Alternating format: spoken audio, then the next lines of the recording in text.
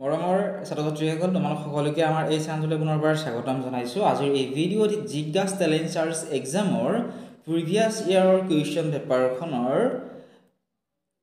যিকেইটা general knowledge আৰু current এফেয়াৰ্ছৰ question আহিছিলে এই কুৱেশ্যন কেইটা আমি আলোচনা কৰিম। গতিকে ভিডিঅ'টি শেষলৈকে মনোযোগেৰে তোমালোকে চাবা। প্ৰথম প্ৰশ্নটো চোৱাচোন। প্ৰশ্নটো আছিল যে কনিষ্ক কোনটো ৰাজবংশৰ সৰ্বশ্ৰেষ্ঠ শাসক আছিলে? অপশ্যনবোৰ তোমালোকে চোৱাচোন। অপশ্যন এ আছিলে চোল, অপশ্যন বিত আছিলে পল্লৱ, অপশ্যন চিত আছিলে কুষাণ, অপশ্যন নম্বৰ ডিত আছিলে চালুক্য। কুৱেশ্যনটিৰ কাৰেক্ট যিটো আনচাৰ সেয়া হৈছে অপশ্যন নম্বৰ এ। কনিষ্ক কুষাণ ৰাজবংশৰ সৰ্বশ্ৰেষ্ঠ শাসক আছিল। এতিয়া নেক্সট প্ৰশ্নটো তোমালোকে চোৱাচোন। প্ৰশ্নটো আছিল যে ভাক্ৰানাঙল বান্ধ কোনখন নদীত আছে? On which river is the Bhakra Nangal dam situated? Option চোৱা, এত আছিলে শতদ্ৰু, বিত আছিলে যমুনা, চিত আছিলে গংগা আৰু অপশ্যন ডিত আছিলে সিন্ধু অৰ্থাৎ ইণ্ডাছ ৰিভাৰ। ভাক্ৰানাঙল যিটো বান্ধ এইটো কোনখন নদীত আছে সুধিছে নহয়। কাৰেক্ট যিটো আনচাৰ সেয়া হ'ব অপশ্যন নম্বৰ এত থকাটো শতদ্ৰু নদীত ভাক্ৰানাঙল বান্ধটো আছে। এতিয়া চোৱা এইটো প্ৰশ্ন যে আমেৰিকা যুক্তৰাষ্ট্ৰৰ জনসাধাৰণক, এই প্ৰশ্নটো চোৱা 108 নম্বৰ, আমেৰিকা যুক্তৰাষ্ট্ৰৰ জনসাধাৰণক কোনখন দেশে ষ্টেটু অফ লিবাৰ্টি পুৰস্কাৰ হিচাপে দিছিল? অপশ্যন চোৱা, এত আছিলে ফ্ৰান্স, বিত আছিলে ইংলেণ্ড, চিত আছিলে গ্ৰীচ, অপশ্যন ডিত আছিলে ৰাছিয়া। এই প্ৰশ্নটোৰ কাৰেক্ট যিটো আনচাৰ সেয়া হ'ব অপশ্যন নম্বৰ এত থকাটো ফ্ৰান্স। আমেৰিকা যুক্তৰাষ্ট্ৰৰ জনসাধাৰণক ফ্ৰান্স দেশে ষ্টেটু অফ লিবাৰ্টি পুৰস্কাৰ হিচাপে দিছিল। এতিয়া চোৱা নেক্সট কুৱেশ্যনটো। কুৱেশ্যনটি আছিল যে শৰাইঘাটৰ যুদ্ধ কোনজন ৰজাৰ ৰাজত্বকালত সংঘটিত হৈছিল? The battle of Saraighat was fought under which Ahom king? Option চোৱা, এত আছিলে চক্ৰধ্বজ সিংহ, বিত আছিলে উদয়াদিত্য সিংহ, চিত আছিলে প্ৰতাপ সিংহ, অপশ্যন ডিত আছিলে জয়ধ্বজ সিংহ। প্ৰশ্ন নম্বৰ 103ৰ শুদ্ধ যিটো উত্তৰ সেয়া হ'ব অপশ্যন নম্বৰ বিত থকাটো উদয়াদিত্য সিংহ।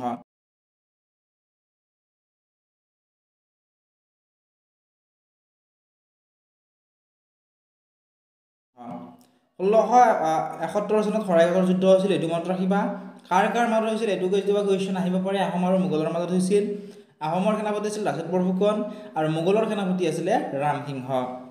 গতিকে এই যে শৰাইঘাটৰ যুদ্ধ আছিল কোনজন ৰজাৰ ৰাজত্বকালত সংঘটিত হৈছিল সুধিছে। কুৱেশ্যনটিৰ কাৰেক্ট যিটো আনচাৰ সেয়া হ'ব অপশ্যন নম্বৰ বি, উদয়াদিত্য সিংহ সেই সময়ত তেওঁৰ ৰাজত্বকাল চলি আছিলে। নেক্সট প্ৰশ্ন তোমালোকে চোৱাচোন। প্ৰশ্নটো আছিলে মাৰ্ক জুকাৰবাৰ্গ কোনটো সামাজিক মাধ্যমৰ প্ৰতিষ্ঠাপক হিচাপে জনা যায়? মাৰ্ক জুকাৰবাৰ্গৰ নাম নিশ্চয় তোমালোকে শুনিছা। তেওঁ কোনটো সামাজিক মাধ্যমৰ প্ৰতিষ্ঠাপক হিচাপে জনা যায় সুধিছে। Mark Zuckerberg is regarded as the founder of which social media? Option A Twitter, option B Orkut, option C Facebook, option number D WhatsApp.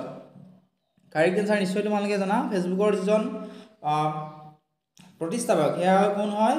Mark Zuckerberg. গতিকে অপশ্যন নম্বৰ চি হ'ব এই প্ৰশ্নটোৰ কাৰেক্ট আনচাৰ। এতিয়া চোৱা তোমালোকে next কুৱেশ্যনটো। কুৱেশ্যনটি আছিল যে ভাৰতৰ মাজেৰে কিমানডাল দ্ৰাঘিমা ৰেখা পাৰ হৈ গৈছে? How many longitudes are cross through India?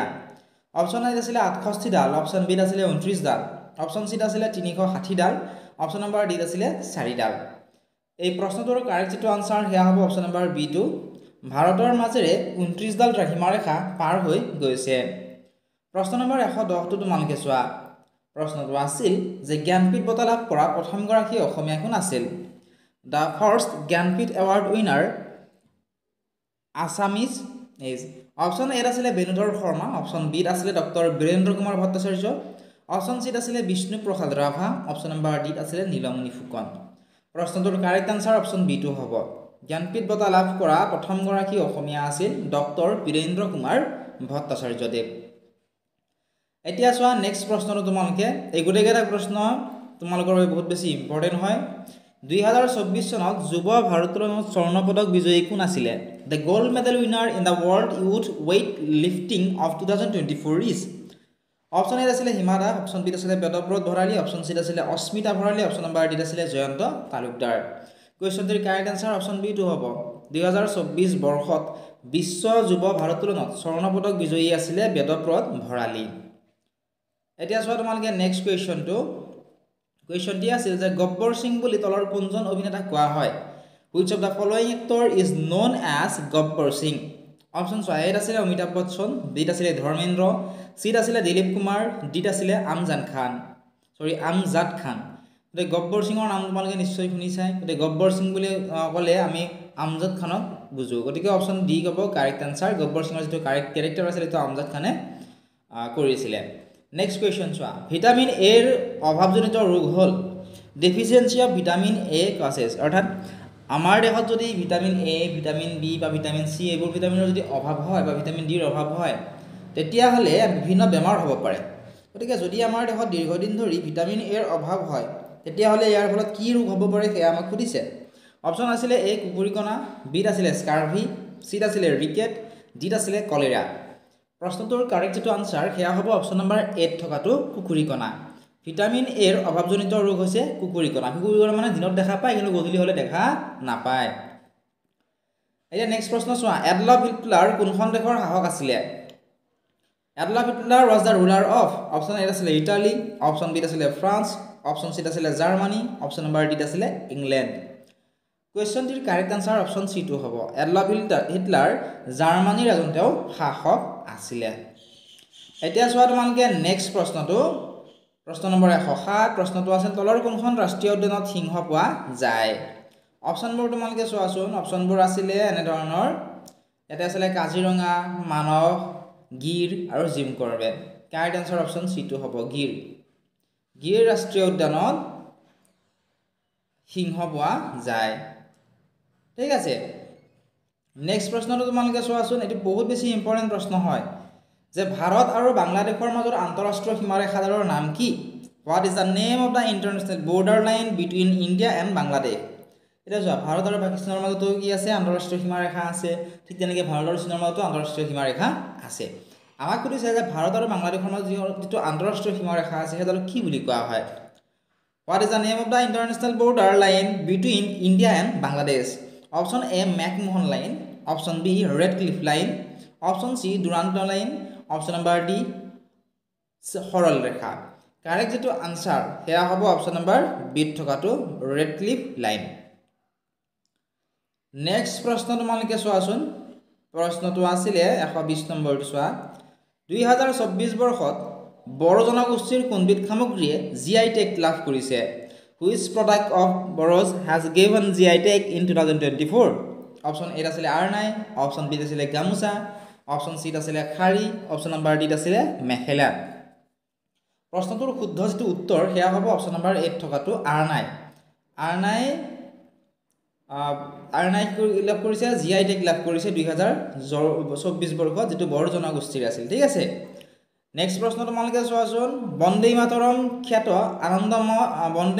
খ্যাত আনন্দমঠ গ্ৰন্থখনৰ ৰচক কোন who is the writer of the book Anandamath associated with Vande Mataram option A আছিলে মহিম ৰয় অপচন বি আছিলে বঙ্কিম চন্দ্ৰ অপচন সি আছিলে Rabindranath Thakur option number D আছিলে হংস ঘোষ প্ৰশ্নটোৰ কাৰেক্ট যেটো আনসাৰ হেয়া হ'ব option number B Bande Mataram খ্যাত আনন্দমঠ গ্ৰন্থখনৰ ৰচক আছিলে বঙ্কিম চন্দ্ৰ প্ৰশ্ন নম্বৰ 121 তোমালোকে চোৱাচোন প্ৰশ্নটো আছিল যে কোনখন দেশে 2024 বৰ্ষত T20 মহিলা বিশ্বকাপ প্ৰতিযোগিতাত চেম্পিয়ন খিতাপ লাভ কৰিছে which country wins the championship award in T20 women cricket world cup in 2024 option আছিলে এ ভাৰত বি নিউজিল্যান্ড সি আছিলে অষ্ট্ৰেলিয়া ডি আছিলে ইংল্যান্ড প্ৰশ্ন নম্বৰ 121 ৰ শুদ্ধ যেটো উত্তৰ হেয়া হ'ব অপচন নম্বৰ বি নিউজিল্যান্ড দেশে 2024 বৰ্ষত T20 মহিলা বিশ্বকাপ প্ৰতিযোগিতাত চেম্পিয়ন খিতাপ লাভ কৰিছিল এতিয়া নেক্সট প্ৰশ্নটো তোমালোকে চোৱা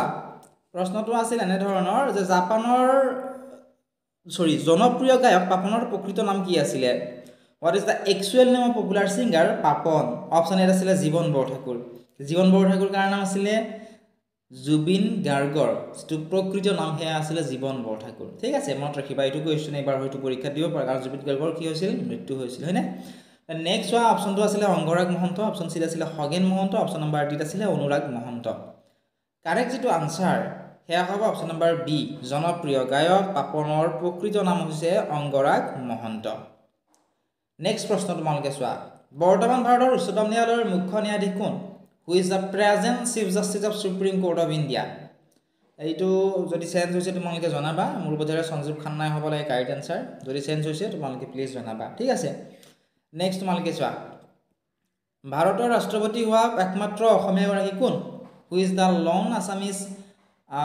হু became president of India option A আছিলে গোপীনাথ বৰদলৈ অপশ্যন বি আছিলে ফখৰুদ্দিন আলী আহমেদ অপশ্যন চি আছিলে সৈয়দ মহম্মদ সাদুল্লাহ অপশ্যন ডি আছিলে জাকিৰ হুছেইন কাৰেক্ট যেটো আনসাৰ সেয়া হ'ব অপশ্যন নম্বৰ বি টু ভাৰতৰ ৰাষ্ট্ৰপতি হোৱা একমাত্ৰ অসমীয়া গৰাকী আছিল Fakhruddin Ali Ahmed next question 123 number Sikh ধৰ্মৰ মূল ধৰ্মগ্ৰন্থখনৰ নাম কি সুধিছে the main religious book of Sikh religion is option A আছিলে বাইবেল অপশ্যন বি আছিলে ত্ৰিপিটক অপশ্যন চি আছিলে গ্ৰন্থ সাহিব অপশ্যন নম্বৰ ডি আছিলে কোৰাণ এই প্ৰশ্নটোৰ কাৰেক্ট যেটো আনসাৰ সেয়া হ'ব অপশ্যন নম্বৰ চিট থকাটো শিখ ধৰ্মৰ মূল যিখন ধৰ্মগ্ৰন্থ সেইখনৰ নাম হৈছে গ্ৰন্থ সাহিব নেক্সট কুৱেশ্যন তোমালোকে চোৱাচোন কুৱেশ্যনটো আছিল লটাছ টেম্পল কোনখন মহানগৰত অৱস্থিত lotus temple is situated in option A আছিলে মুম্বাই অপশ্যন বি আছিলে দিল্লী অপশ্যন চি আছিলে আগ্ৰা অপশ্যন নম্বৰ ডি আছিলে চেন্নাই প্ৰশ্নটোৰ কাৰেক্ট আনসাৰ অপশ্যন বি টু হ'ব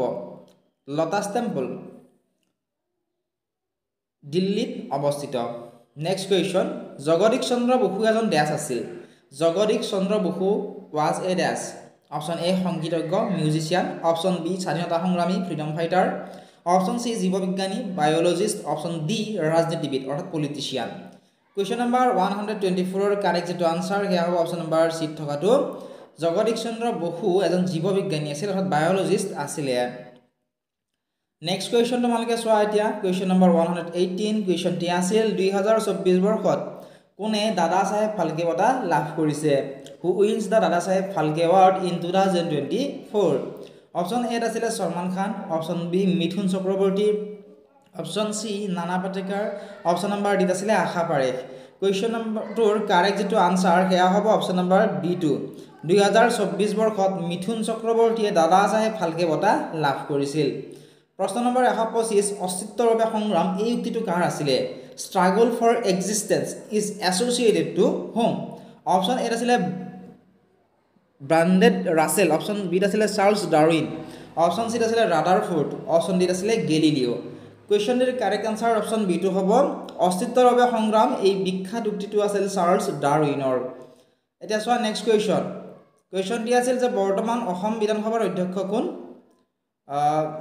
গতিকে ইয়াৰে উত্তৰটো তোমালোকে আমাক কমেণ্ট ছেকশ্যনত জনাবা ঠিক আছে নেক্সট কুৱেশ্যন চোৱা কুৱেশ্যন নম্বৰ 126 যে কাশ্মীৰৰ ৰজা মেঘবাহনে অসমৰ কাক বিয়া কৰাইছিলে which Assamese girl was married by Kashmiri king মেঘবাহন অপশ্যন এ আছিলে ৰাজ্যমতী অপশ্যন বি আছিলে উষা অপশ্যন চি আছিলে মনোমতী অপশ্যন নম্বৰ ডি আছিলে অমৃতা